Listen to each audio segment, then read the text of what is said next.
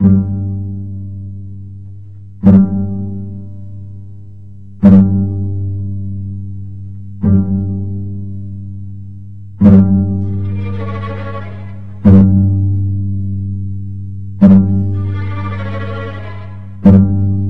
se Aleš potkal s Harry Potterem? Na stanici metra jsem potkala Harry Pottera.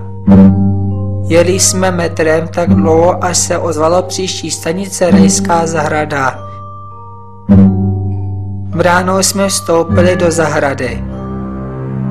Byly tam rostliny, acechác, mlutka, syrečkovnice, všechny rostliny byly slepé, kromě jedné.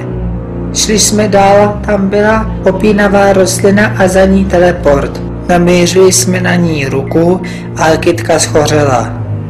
Teleportovalo nás to na exoplanetu, dopadli jsme na ní, byl tam vyvinutý život, dalo se tam dýchat, našli jsme nemocnici a vešli jsme dovnitř, nakoukli jsme do operačního sálu a tam ležely 3 záhadné předměty.